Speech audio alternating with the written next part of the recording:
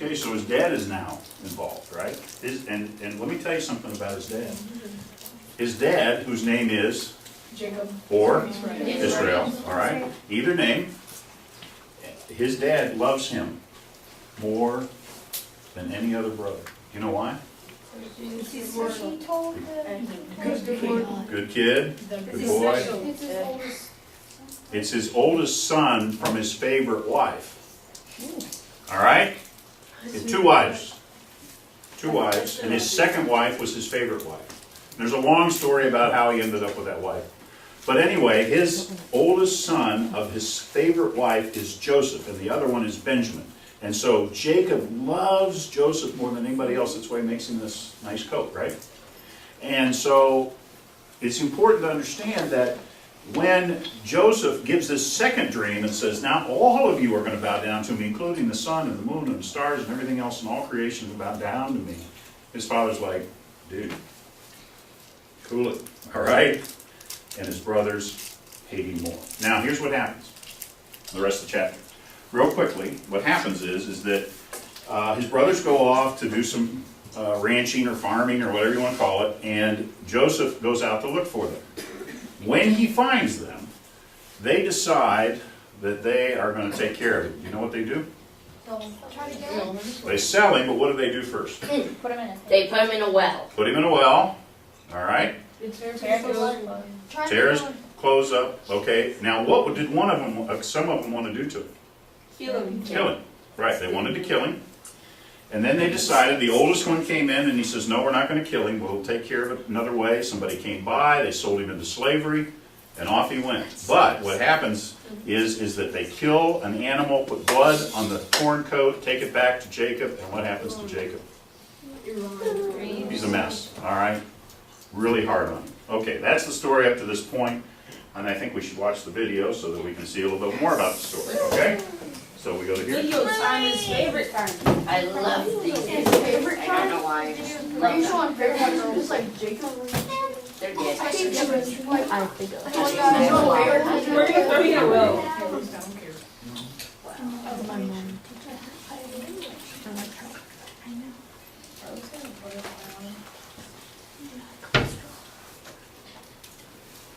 While Jacob had many sons, Whoa. Joseph, Jacob's 11th born son, was his favourite. Which might seem a bit odd, if not for the fact that he was the firstborn son of Rachel, who was presumed to be barren, and just so happened to be Jacob's preferred wife. Joseph's unlikely birth endeared him to his father. Jacob even made him a special coat, which he eventually wore everywhere. Of course, the more his father doted on Joseph, the more Joseph's brothers envied and despised the little daddy's boy.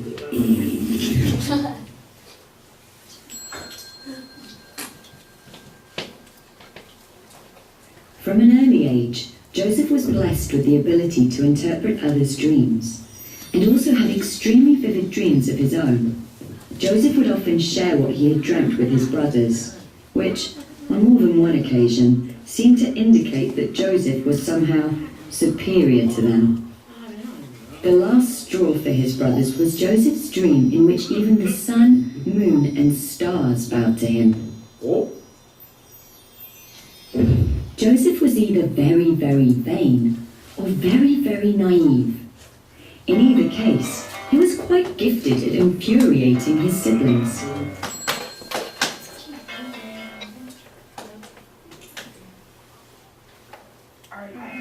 Joseph's brothers had reached their limit with their precocious sibling and decided it was time to take Joseph out of the picture. Most of the brothers wanted to murder Joseph, but the eldest, Reuben, recommended they throw him in a well and pretend he was dead.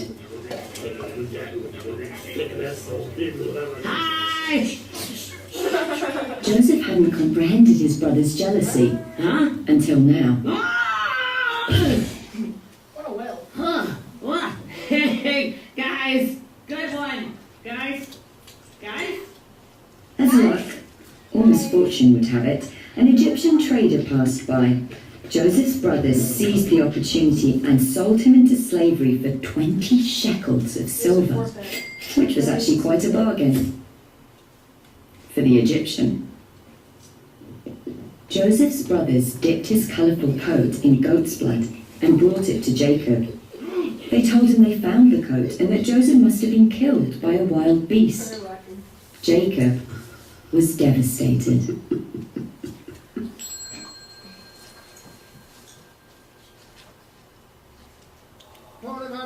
Meanwhile, Joseph found himself being sold as a slave in Egypt.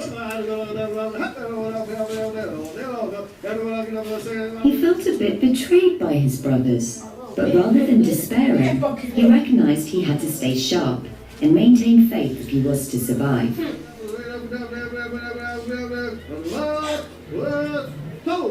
In short order, Joseph was sold to Potiphar, captain of the Pharaoh's guard. Fortunately for Joseph, Potiphar was a smart man. He recognized that Joseph was special and immediately put Joseph in charge of his household. Unfortunately for Joseph, his boss's wife also took a shine to him. Potiphar's wife came to Joseph night after night and tried to seduce him.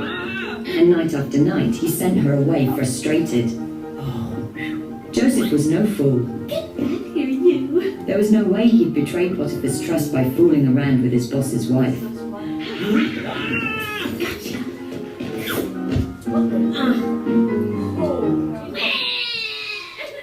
Feeling the sting of Joseph's rejection, Potiphar's wife got spiteful. She brought Joseph's torn cloak to her husband, claiming that the slave had tried to seduce her, which led to Joseph being promptly thrown in jail. But, as was the trend, Joseph quickly turned his misfortune into advancement. After interpreting dreams for his fellow inmates, word got around, and he was eventually required to interpret one of Pharaoh's dreams. Pharaoh dreamt of 7 healthy cows and 7 healthy heads of grain, being devoured by 7 sick cows and 7 diseased heads of grain. Joseph, with God's help, saw clearly the meaning of the dream. He told Pharaoh the healthy cows meant there would be 7 years of good, healthy crops, followed by 7 years of famine. He advised Pharaoh to put aside 1/5 of his harvest each year for the next 7 years, so there would be food in store when the famine came.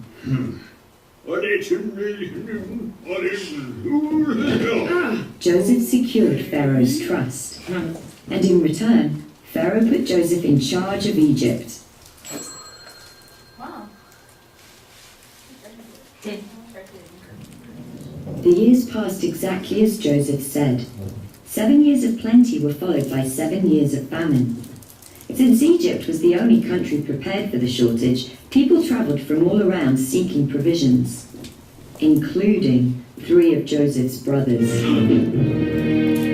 Joseph immediately recognized them, but they didn't recognize him.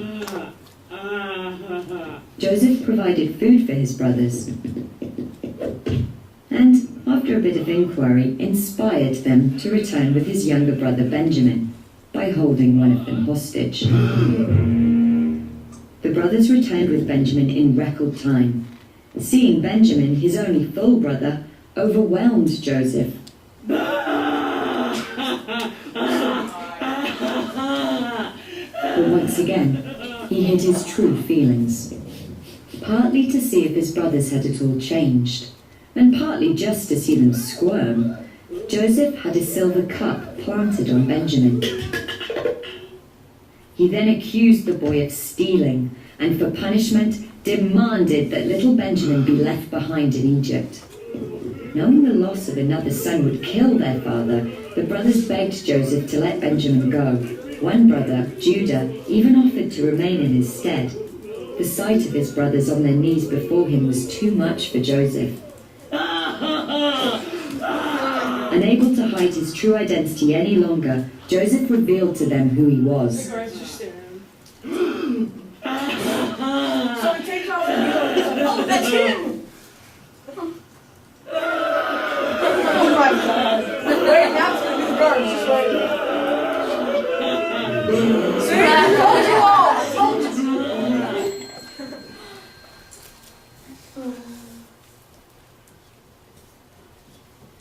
Joseph's entire family relocated to Egypt, and Pharaoh ensured they were well cared for. Joseph marveled at the magnitude of God's plan for him, how a silly little dream of his youth had led to events that impacted an entire generation.